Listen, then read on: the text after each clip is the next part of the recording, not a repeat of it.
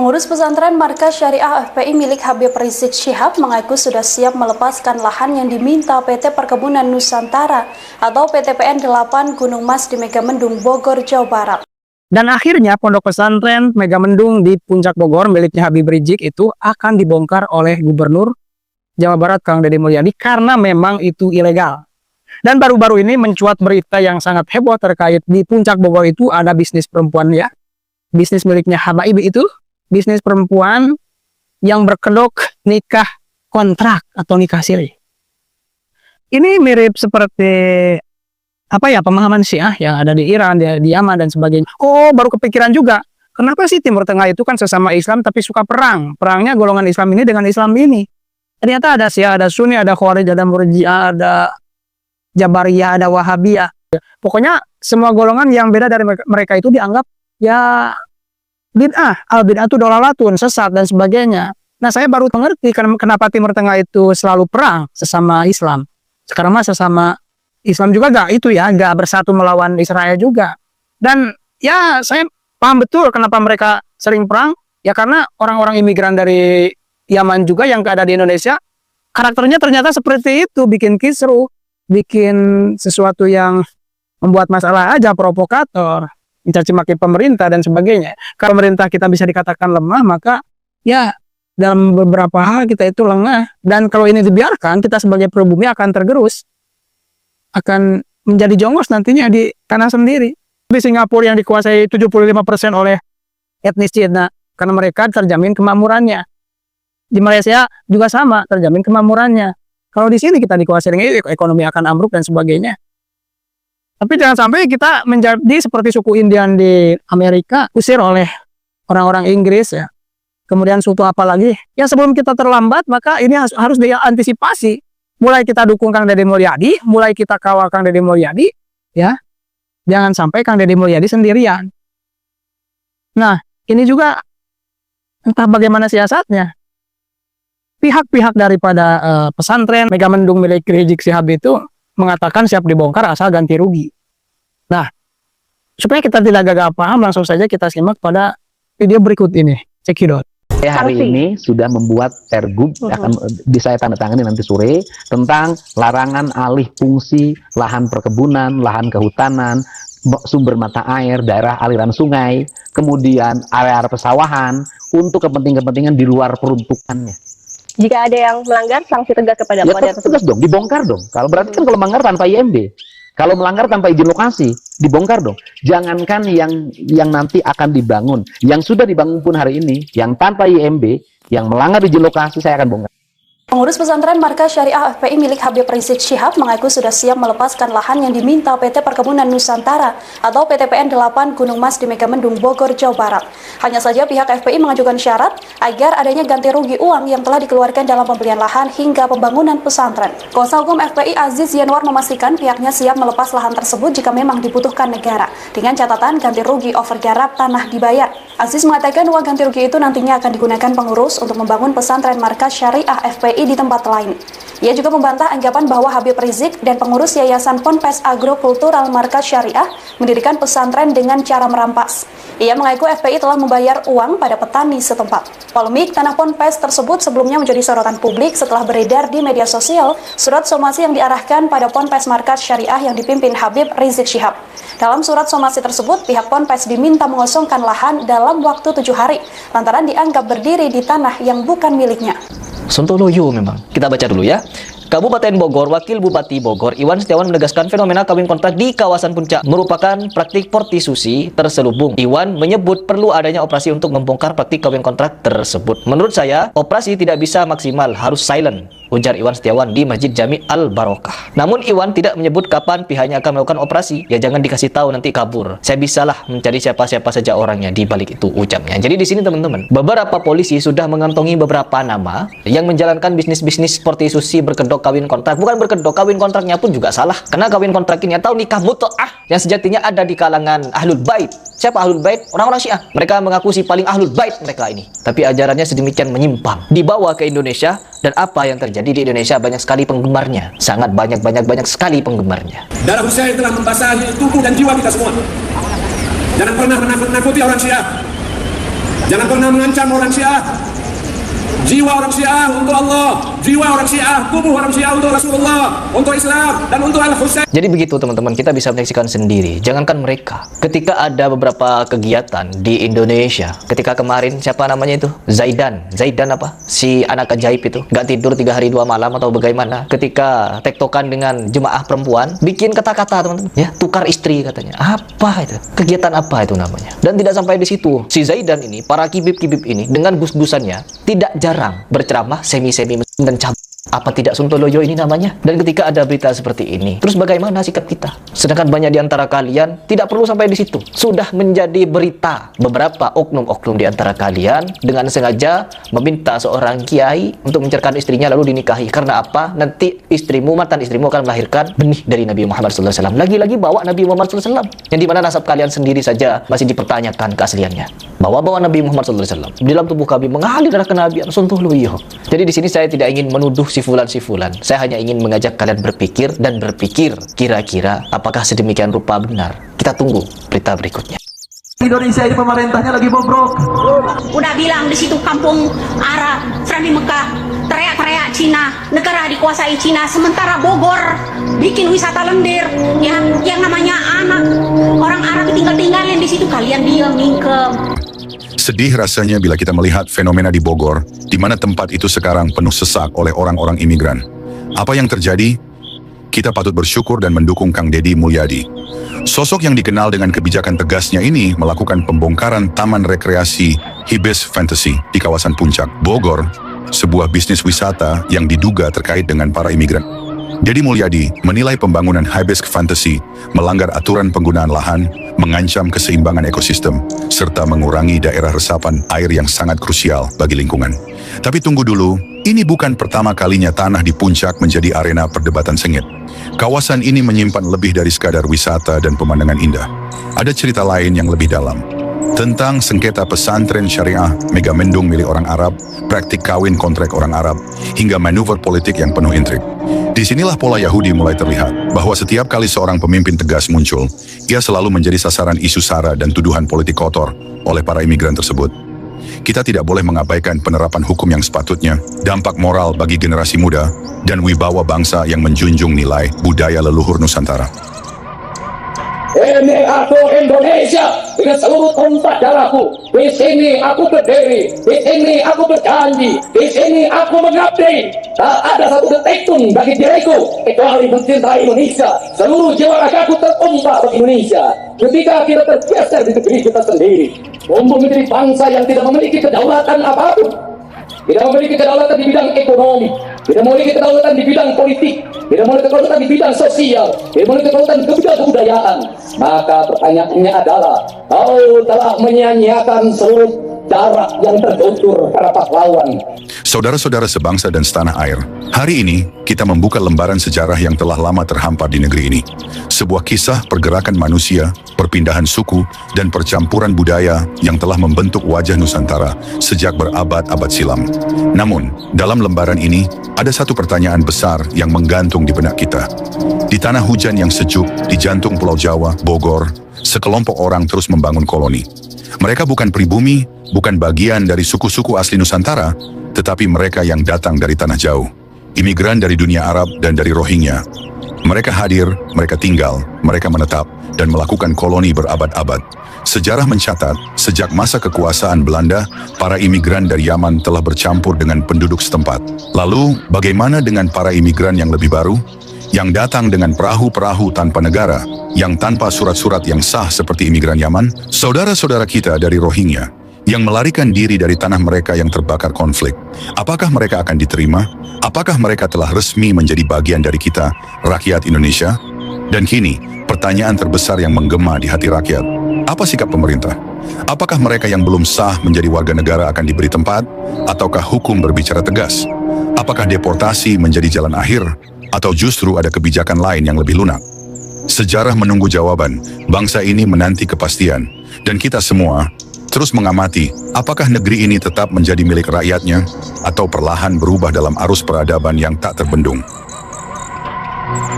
Sahabat Puja Sumatera, seorang putra bangsa yang bernama Muhammad Subhan, dia adalah pengacara senior dan sekaligus seorang magister hukum Universitas Indonesia, telah melakukan suatu langkah yang sangat berani dan bersejarah. Seorang diri dia mengajukan judicial review atau uji materi ke Mahkamah Konstitusi terkait status kewarganegaraan orang asing di Indonesia, terutama para imigran keturunan Yaman.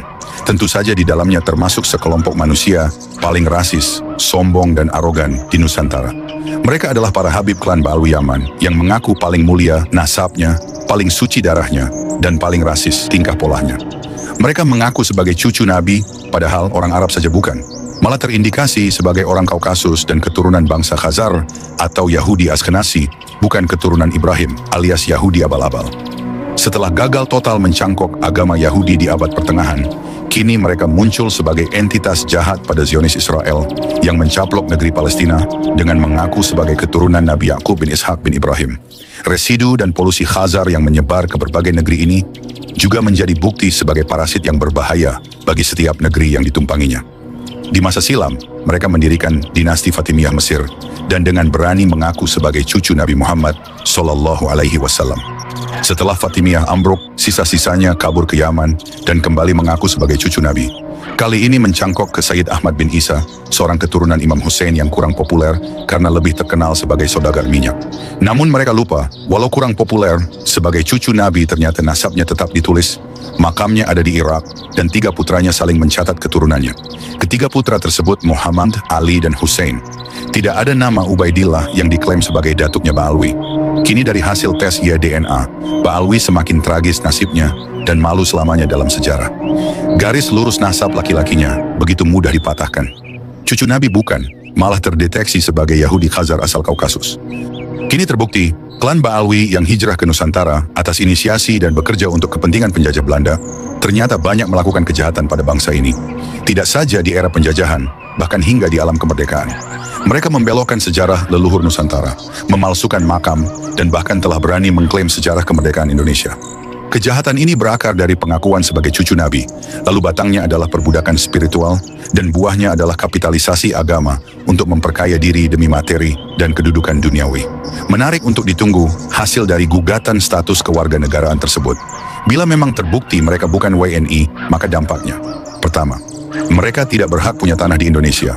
UU Nomor 5 Tahun 1960 tentang Undang-Undang Pokok Agraria.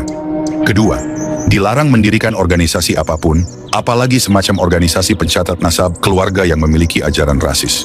Bahkan dengan mengklaim sebagai keturunan abal-abal dari Nabi, maka mereka telah melakukan kejahatan di negeri orang yang mengancam kehidupan beragama dan kebangsaannya. Ketiga, dilarang untuk menduduki jabatan publik sebagai aparatur negara, termasuk ASN, TNI Polri, dan jabatan politik dari Presiden, DPR, MPR, hingga kepala desa dengan seluruh jajarannya. Sahabat sejarah, hukum adalah pilar utama ketertiban dalam kehidupan berbangsa dan bernegara. Founding Fathers kita, Bung Karno pernah berkata, tidak ada negara yang tak ada hukumnya, dan tidak ada hukum yang tak ada negaranya. Karena itulah kepastian dan penegakan hukum sangat diperlukan di dalam kehidupan berbangsa dan bernegara. Sebagai sebuah negara, Indonesia pasti memiliki kelengkapan hukumnya. Yang tertinggi tentu saja konstitusi pada UUD 1945 yang kemudian dijabarkan dengan segala tata urutan hukum di bawahnya. Maka tidak bisa seorang yang dari ras asing hanya bermodalkan KTP atau akte kelahiran disebut sebagai warga negara.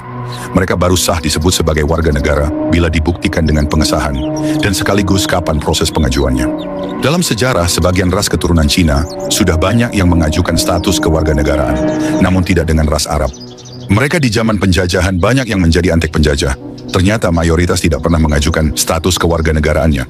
Ras Arab yang dimaksud di sini adalah mayoritas para imigran dari Yaman.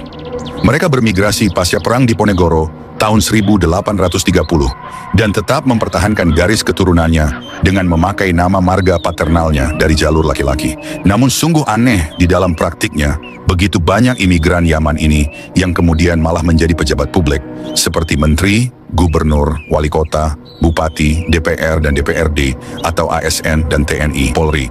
Mereka juga dibiarkan untuk memiliki tanah dan mendirikan organisasi berdasarkan ras yang mana telah keluar pengesahannya dari pemerintah. Apakah bangsa ini begitu permisif kepada mereka karena sebagai sesama pemeluk agama mayoritas Islam? Ataukah karena telah melupakan sejarah dan konstitusinya? Sudah seteledor itukah bangsa ini?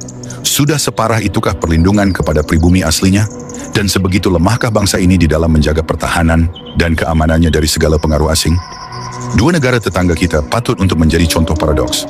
Bagaimana di Singapura yang semakin terkikis ras Melayunya? Padahal ras Melayu adalah penduduk asli Tumasik, nama lampau Singapura, sejak ribuan tahun lamanya. Namun seterkikisnya nasib etnis Melayu, tetap mereka hidup makmur dengan segala jaminan tunjangannya. Singapura dikuasai non-pribumi, tapi menjadi negara maju dengan pengelolaan yang lebih baik, bersih dan benar. Beda dengan Singapura, maka beda pula di Malaysia. Negara ini adalah persekutuan dari banyak kerajaan pendirinya sebagai owner atau pemilik. Di sini ras asli Melayu tetap dilindungi nasibnya dan memperoleh hak-hak istimewa melebihi ras imigran. Pada akhirnya ras asli pribumi tetap dapat terjamin dan makmur hidupnya. Namun sungguh beda pula dengan suatu negeri antah berantah yang nasib pribuminya sungguh mengenaskan. Bagai anak ayam yang kelaparan di lumbung padi. Di negeri yang makmur, gemah ripah loh jinawi, tanahnya subur sekaligus penuh bahan tambang, malah yang menikmatinya hanyalah segelintir orang. Itu pun mayoritas dari kaum imigran yang mendapatkan segudang fasilitas dan kemudahan. Entah negeri mana itu, admin sendiri juga prihatin bila negeri seperti itu benar-benar ada. Untungnya nasib pribuminya tidak setragis Indian di Amerika, Aborigin di Australia, ataupun Maori di Selandia Baru. Pumpung belum terjadi hal yang memilukan tersebut, maka tidak salah bila semua pribumi bangkit untuk menuntut haknya dan menata diri agar semakin pantas di dalam memajukan bangsanya. Demikianlah sahabat, dikutip dari history berbagai sumber. Jika ada dari sahabat yang memiliki pendapat berbeda, silakan tulis di komentar dengan selalu menjaga prinsip BNBR, be nice, be respectful. Kenyataan telah banyak orang dari bangsa lain dipastikan tidak memiliki pengesahan sebagai warga negara Indonesia ternyata mendapat kesempatan yang sama dalam pemerintahan dan atau dalam pengisian jabatan. Antara lain, Saudara Anies Rashid Baswedan sempat menjadi Menteri Pendidikan dan Kebudayaan Indonesia Kabinet Presiden Joko Widodo pada tahun 2014, menjadi Gubernur DKI ke-17 periode 2017 sampai 2022 dan menjadi calon presiden 2024 periode 2024-2029. Sementara yang bersangkutan adalah orang dari bangsa lain yang tidak mempunyai pengesahan sebagai warga negara Indonesia. Begitu juga dengan Habib Lutfi bin Yahya Hadi Zainal Abidin menjadi wali kota Probolinggo periode 2019-2024 dan menjadi anggota DPR RI periode 2014 sampai 2028. Habib Abu Bakar Al-Habsyi menjadi anggota DPR RI periode 2024 sampai 2029 dan Saudara Haikal Hasan sebagai Kepala Badan Penyelenggara Jaminan Produk Halal, jabatan setingkat menteri. Dan terakhir Raffi Ahmad, utusan khusus Presiden bidang pembinaan generasi muda dan berkerjaan. Orang-orang yang saya sebut terakhir ini adalah orang yang tidak memiliki pengesahan sebagai warga negara Indonesia. Hal itu melanggar pasal 28D ayat 3. Setiap warga negara berhak memperoleh kesempatan yang sama dalam berpemerintahan. Bahwa analogium yang dapat dijadikan rujukan dalam konstitutif yang tertib dan benar dalam berwarga negara menurut Undang-Undang Dasar Negara Republik Indonesia tahun 1945 adalah pemain sepak bola nasional dari bangsa lain harus melalui proses naturalisasi atau pewarganegaraan agar dapat bermain mewakili Indonesia. Sementara itu, pengisian jabatan negara atau pemerintahan yang sangat strategis dan diisi orang bangsa lain dilakukan tanpa didahului naturalisasi atau orang Belanda bilang zonder adanya pengesahan sebagai warga negara Indonesia. Bahwa untuk menghalangi agar orang-orang dari bangsa lain yang tidak memiliki pengesahan sebagai warga negara mendapatkan kesempatan yang sama dalam pemerintahan, maka lembaga atau badan-badan baik eksekutif, legislatif dan yudikatif yang menjadi pintu masuk di mana warga negara dapat ikut dalam pemerintahan wajib secara konstitutif mensyaratkan yang bersangkutan, yaitu orang-orang dari bangsa lain tersebut harus telah mendapatkan atau memiliki bukti pengesahan sebagai warga negara Indonesia menurut undang-undang, bahwa permohonan dari pemohon ini wajib secara konstitutif untuk dikabulkan oleh Mahkamah Konstitusi. Hal ini akan bermanfaat, berdaya guna dan berdaya ikat untuk menghalangi agar negara Indonesia di masa kini dan masa depan tidak dipimpin oleh orang-orang dari bangsa lain yang tidak memiliki pengesahan sebagai warga negara. Bahwa oleh karena itu Undang-Undang nomor 12 tahun 2006 tentang kewarganegaraan Indonesia pasal 2 yang berbunyi, yang menjadi warga negara Indonesia adalah orang-orang bangsa Indonesia asli dan orang-orang bangsa lain yang disahkan dengan undang-undang sebagai warga negara. Pada kalimat orang-orang bangsa lain yang disahkan dengan undang-undang bertentangan dengan Undang-Undang Dasar Negara Republik Indonesia tahun 1945 dan tidak mempunyai kekuatan hukum mengikat kecuali dibuktikan dengan pengesahan. Bahwa dengan dinyatakan oleh Mahkamah Konstitusi bahwa orang-orang bangsa lain yang disahkan dengan undang-undang bertentangan dengan Undang-Undang Dasar Negara Republik Indonesia kecuali disertai bukti dengan pengesahan dan tidak mempunyai kekuatan hukum mengikat kecuali dibuktikan dengan pengesahan, maka tidak ada lagi orang-orang bangsa lain yang tidak memiliki bukti pengesahan sebagai warga negara mendapatkan kesempatan yang sama dalam pemerintahan Republik Indonesia. Dalam pokok permohonan, 1. Mengabulkan permohonan dari pemohon untuk seluruhnya. 2. Menyatakan kalimat orang-orang bangsa lain yang disahkan dengan undang-undang dalam pasal 2 Undang-Undang nomor 12 tahun 2006 tentang kewarganegaraan Republik Indonesia lembaran negara tahun 2006 nomor 63 bertentangan dengan Undang-Undang Dasar Negara Republik Indonesia tahun 1945 dan tidak mempunyai kekuatan hukum mengikat kecuali dibuktikan dengan pengesahan. 3. Menyatakan orang-orang bangsa lain yang mencalonkan dan atau dicalonkan dalam pemerintahan harus telah memiliki pengesahan sebagai warga negara Indonesia sebagaimana yang ditentukan undang-undang. Demikian permohonan pengujian ini kami sampaikan ditandatangani oleh pemohon Haji Muhammad Subhan Esa. Terima kasih yang mulia. Baik, terima kasih Pak Subhan. Bogor kota Sayyidina Muhammad, Bogor kota salawat, Bogor pecinta Nabi Muhammad. Jika Anda bisa berbicara sedemikian. Terima kasih sudah menonton. Jangan lupa like, subscribe, dan tekan tombol lonceng. Bye bye.